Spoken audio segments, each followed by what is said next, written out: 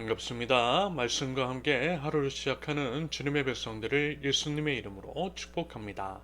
2023년 10월 25일 수요일 오늘 주신 말씀은 열왕기상 20장 35절부터 43절까지입니다.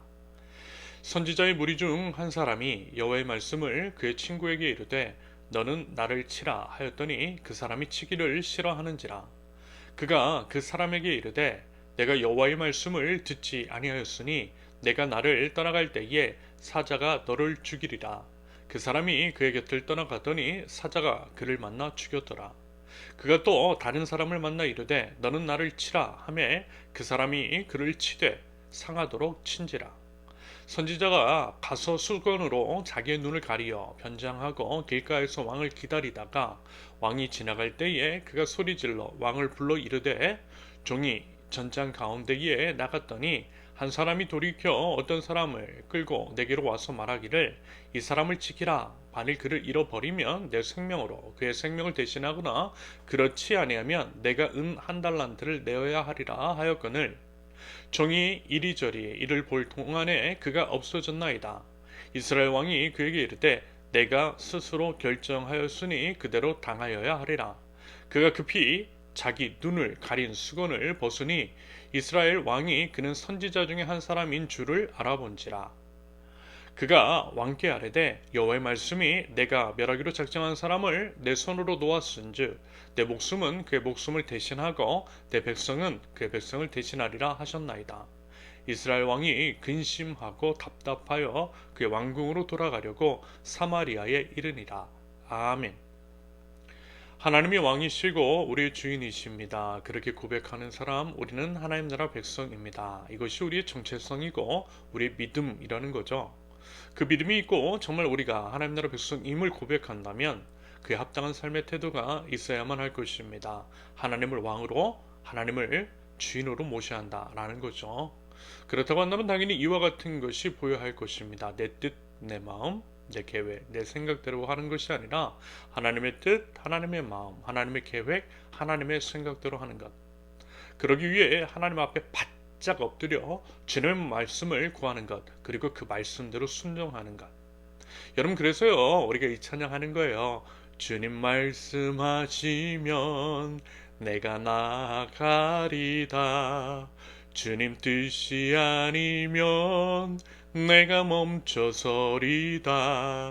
나의 가고 서는 것 주님 뜻에 있으니 오 주님 나를 이끄소서. 여러분, 우리가 이렇게 찬양할 뿐만이 아니라 정말 우리 모든 삶을 통해 주님 말씀하시면 나아가고 주님 멈춰서라고 하시면 멈춰서는 순종의 삶이 있을 수 있기를 바랍니다. 오늘 본문이요, 말하자면 이제 그에 대한 말씀일 것 같아요. 먼저 어제 이런 말씀을 드렸습니다. 하나님께서 아합과 북이스라엘에게 기회를 주셨다고 했어요. 사람은 하나님을 배반하고 포기하고 떠나가도 하나님은 절대 그렇지 않으신다라고 그랬습니다. 끝까지 사랑하시고 회복할 수 있는 기회를 우리에게 계속 허락하신다라고 했어요. 그래서 이제 정말 미워할 수밖에 없는 아합과 북이스라엘이었지만 그럼에도 그들에게 기회를 주셨어요. 인간의 상식을 뛰어넘는 하나님의 역사하심으로 말미암아 불가능한 승리를 이루게 하셨다라는 것입니다. 그것을 통해 하나님만이 참 신이시고 지금도 살아계셔서 역사하시는 하나님이심을 드러내 보여주셨습니다. 그러면요, 마땅히 보여야 할 반응은 회개인 것이고 주님께 돌아가는 것이 아닐까요? 왕이신 하나님 앞에 바짝 엎드려 주님께 온전한 순전, 순종의 믿음을 보여드려야 하는 것이 마땅합니다. 자기 마음대로 결정하는 것이 아니라요, 먼저 하나님 앞에 엎드려 하나님의 뜻이 무엇인지를 구하는 겸손한 태도를 보여야 한다라는 거죠. 그런데요, 안 그랬다라고 그랬어요. 하나님의 주인이심을 인정한다면 응당 하나님께 주도권 드리고 하나님의 말씀을 청종하고 그 말씀에 따라 살아가야 하는데 그렇지 않았다고 했어요. 예전과 똑같이 자기 마음대로 행동하더라고 했습니다. 자기가 마음대로 결정을 하되 하나님께서 싫어하시는 우상 숭배자이자 감히 하나님을 산에서나 능력을 발휘하는 산의 신이라고 모독을 했던 아람왕 베나답과 조약을 맺고 풀어줬어요. 여러분, 이것이 분명 문제가 된다라고 어제 말씀을 드렸습니다. 하나님을 무시하는 처사였기 때문이죠.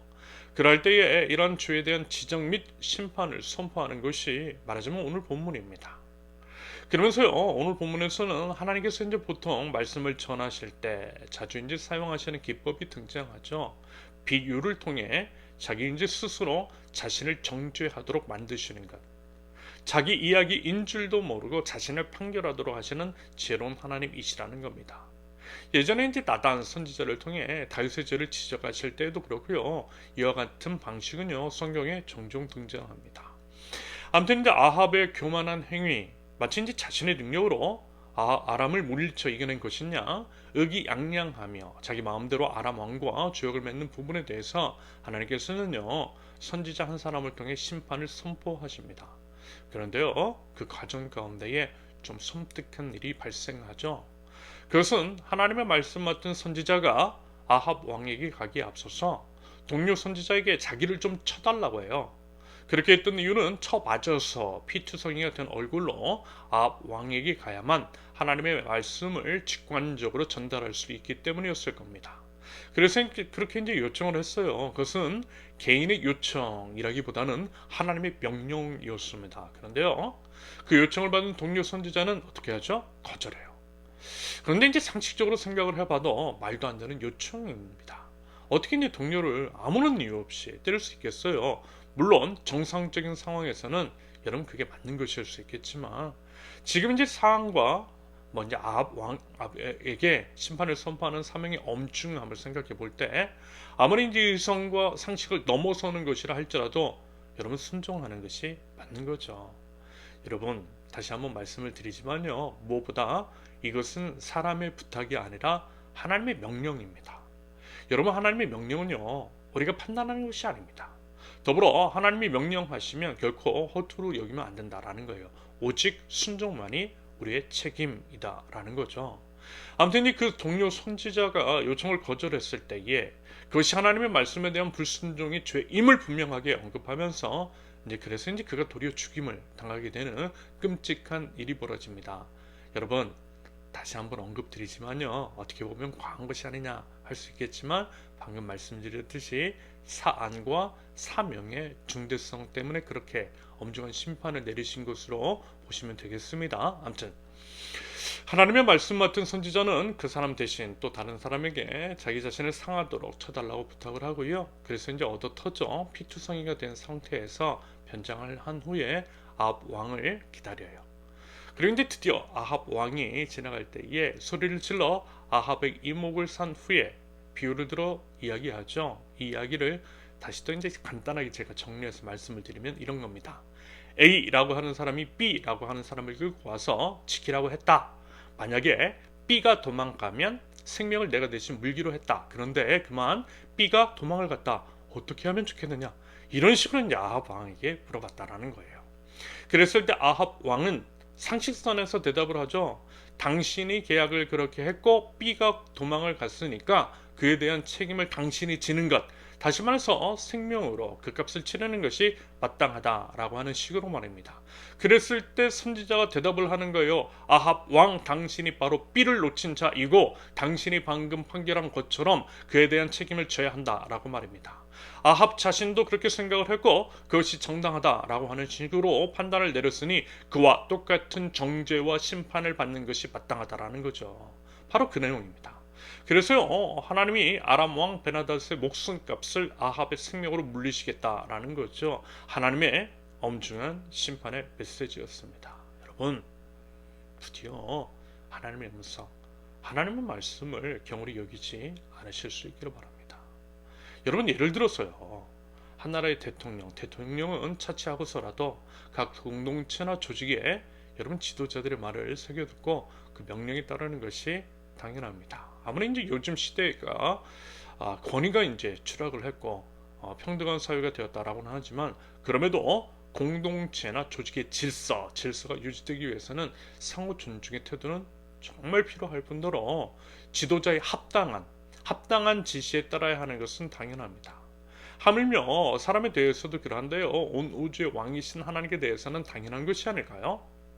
오히려 한 말씀도 가벼이 흘려 듣지 않아야 하는 것은 물론이고 하나님을 진정 주인으로 모시고 또 그 믿음이 있는 사람이라고 한다면 내가 판단하고 내가 결정하기에 앞서 하나님의 뜻을 구하는 것이 맞는 것입니다.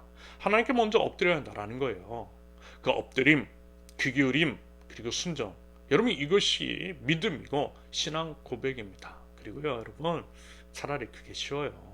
오히려 그게 나아요. 왜냐하면 그렇게 하면 하나님께서 우리를 책임져 주시기 때문입니다. 하나님께 모든 거 맡길 때에 하나님께서 우리를 책임져 주세요. 하나님께서 판단 결정하셨으니 하나님께서 책임져 주시죠. 당연한 것입니다. 그러므로 여러분 지혜는 뭐냐면요. 주님께 맡기는 거예요. 주님께 주도권 온전히 드리는 거예요. 그것이 하나님을 경외하는 것이요. 하나님을 경외하는 것이 지혜의 근본이라고 말씀하신 까닭입니다. 하지만 어리석은 아합은 돌이킬 수 있었던 기회를 하나님께서 허락해 주셨음에도 불구하고 그 기회를 살리지 못했습니다. 오히려 하나님의 권위를 무시했고 하나님의 자리에 앉아 자기 마음대로 판단했어요. 분명한 교만이고 교만은 패망의 선봉. 그래서 하나님의 심판을 선고받았던 아합입니다. 그러면서도 끝끝내 하나님 앞에 회개하지 않았던 아합. 참으로 안타까운 인생이 아닐 수 없습니다. 여러분 이러한 아합을 반면교사 삼아야 할 것입니다. 부디어 하나님을 주인 삼은 하나님 나라 백성으로서 하나님께 온전한 주도권을 드리고 저렇게 모든 것들을 맡길 줄 아는 저와 여러분들, 반복되는 실수, 죄악 같은 것들에 대해서 정직하게 하나님 앞에 내어놓고 하나님 앞에 진실한 회개로 회복을 꾀할 줄 아는 지혜로운 하나님 나라 백성들, 저와 여러분들이 되실 수 있기를 예수님의 이름으로 축원합니다. 함께 기도합니다.